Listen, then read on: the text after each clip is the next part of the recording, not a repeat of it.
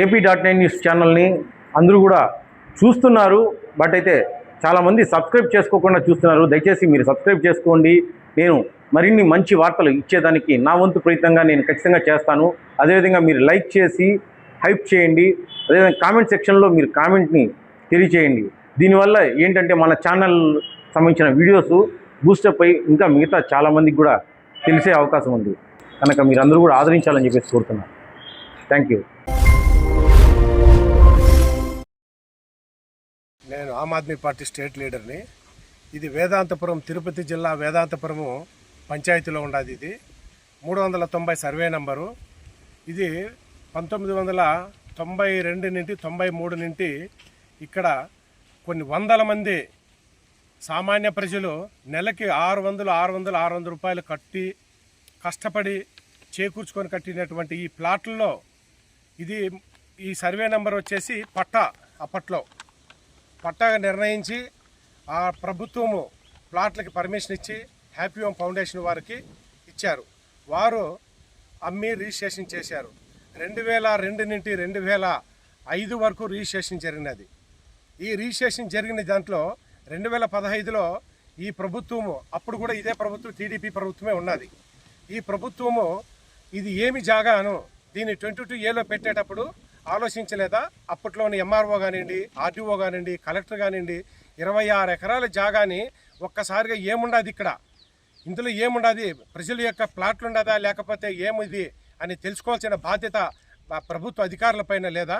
అంటే కష్టపడ్డ ఈ ప్రజల యొక్క సొత్తుని దాచుకొని ఇక్కడ లోకల్గా ఉన్నటువంటి నాయకులకి అందరికీ కూడా సపోర్ట్ చేస్తూ ప్రభుత్వ యంత్రాంగము ఇసుక దందా చేసుకుంటూ కోట్ల రూపాయలు సంపాదించుకునే దానికి పర్మిషన్ ఇచ్చిందా?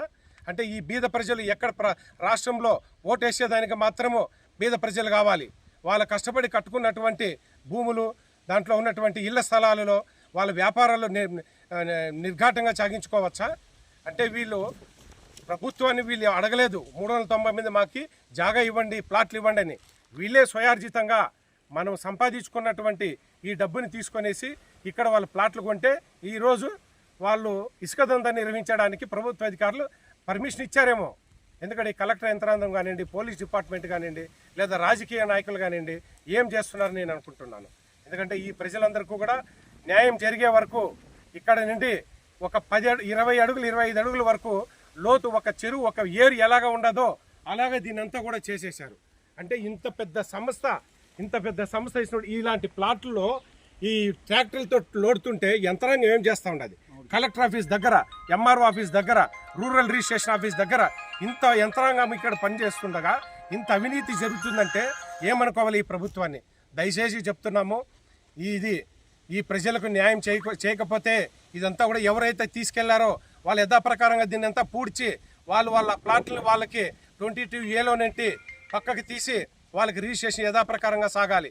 లేదంటే ఇప్పుడు చంద్రబాబు నాయుడు గారు గవర్నమెంట్ త్రికూటమి చెప్తా ఉండదు, ఏమి ఒక ఇళ్ళ స్థలమైనా సరే 22A కింద ఉంటే వాళ్ళదే సొంతం రిజిస్ట్రేషన్ చేస్తాము అని పెద్ద పెద్ద కటౌట్లు, బ్యానర్లు కట్టుకుంటూ వాళ్ళకు 1 కోట్ల రూపాయలు ఖర్చు పెట్టుకుంటూ బ్యానర్లు వేపిస్తున్నారే. ఏమవుతుండది? ఎక్కడ జరుగుతుండది? ఏదో కొంతమంది ఈ నాయకులంతా, ప్రథమ నాయకులంతా కూడా ఒకటి ఇద్దరికి ఇచ్చేసి దాన్ని మీడియాల్లోనూ ప్రెస్లోనూ ఇచ్చుకొనేసి దేశమంతా కూడా, రాష్ట్రమంతా కూడా మేము 22A చేసేసామని చెప్తే నమ్మాలా? నేను చెప్తున్నాను, ఆమ్ ఆద్మీ పార్టీ ఈ ప్రజలకు, బీద ప్రజలకు ఎక్కడున్నా సరే ఒక్క పిలుపు పిలిస్తే చాలు, మేము అక్కడికి దిగుతాము. దాన్ని ఖండించి ఏ ప్రభుత్వమైనా సరే వారికి అన్యాయం జరుగుతుంటే మేము సహించేది లేదు. ఇది ఇప్పటికే వీళ్ళంతా కూడాను సద్దుమణిగేటట్లు చేసి వాళ్ళకి కావాల్సింది ఇస్తే సరే, లేదంటే ప్రజా రౌండ్ టేబుల్ సమావేశం చేసి అన్ని రాజకీయ పార్టీలతో, సంఘాలతో ఇది చేసి కలెక్టర్ ఆఫీస్ని ముట్టడిస్తామని చెప్పేసి నీ సభంగా నేను తెలియజేస్తున్నాను. అందరికీ నమస్కారం. నా పేరు విజయ్ ఉత్తరాది, తిరుపతి అడ్వకేటు, యూత్ లీడర్గా పనిచేస్తూ ఉన్నాను. ఈరోజు ఒక 300 మంది బాధితులు బోరున విలపించేటువంటి అంశం, మా సొంత ల్యాండు, మేము హ్యాపీ హోమ్ సంస్థ నుంచి కొనుగోలు చేసినటువంటి ల్యాండ్లో అక్రమంగా ఏ విధంగా అయితే ఎర్ర చందనాన్ని దోచుకొని వెళ్తారో ఎవరికి తెలియకుండా, మూడకంటికి తెలియకుండా ఆ విధంగా ఇసుక రవాణా జరుగుతూ ఉంది. దీనిపైన అనేక మార్లు అధికారులకు, పోలీసులకు కంప్లైంట్ చేస్తే వీళ్ళు ఎంతవరకు వర్క్ చేస్తున్నారనేది తెలుస్తూ ఉంది. ఇక ఇంతలో చూస్తూ ఉంటాయి. ఇప్పటికైనా కలెక్టర్ గారు, ఆర్డీఓ గారు, పోలీస్ శాఖ అందరూ కూడా మేల్కొని ఈ 400 మంది బాధితులకు న్యాయం చేకూరే విధంగా మీరు బాధ్యతలు చేపడితే మిమ్మల్ని అభినందిస్తారు, ఆనందిస్తాం మేము కూడా. లేని పక్షంలో యువజన లీడర్గా నేను ఇదే ఆమ్ ఆద్మీ పార్టీ లీడర్లతో కలిసి మన చలపతి సార్ అయితేనేమి, మన బాల సార్ అయితేనేమి, నగేష్ సార్ అయితేనేమి భారీ ఎత్తున ఉద్యమం తీసుకొచ్చి ఈ బాధితులందరికీ న్యాయం చేసే విధంగా ముందుకు తీసుకెళ్తాం. ఇదే చంద్రబాబు నాయుడు సొంత నియోజకవర్గం ఇది. ఈ నియోజకవర్గంలో ఇటువంటి మాఫియా జరుగుతూ ఉంటే రాజకీయ శాఖ కావచ్చు, వాళ్ళు అధికార శాఖ కావచ్చు, అందరూ కళ్ళు మూసుకొని చోద్యం చూసుకొని చేస్తూ ఉన్నారు. దీన్ని సహించేది లేదు. ఖచ్చితంగా దీన్ని పూర్తి స్థాయిలో తీసుకెళ్తాం. లేకపోతే ఒక్కసారి మీరు ఆలోచించుకోండి, ఈరోజు ఒక 10 రూపాయలు కూడబెట్టి అరే ఫ్యూచర్లో పనికి వస్తుంది, ఎప్పుడోసారి వ్యాల్యూ వస్తుంది చెప్పి ఇలా లేవర్ ఉంటే అది కూడా దోచుకోపోతే ఎక్కడ రక్షణ ఉంది? రాజ్యాంగం స్పష్టంగా చెప్తోంది మనకి జీవించే హక్కు ఉంది, బ్రతికే హక్కు ఉంది అని చెప్పేసి.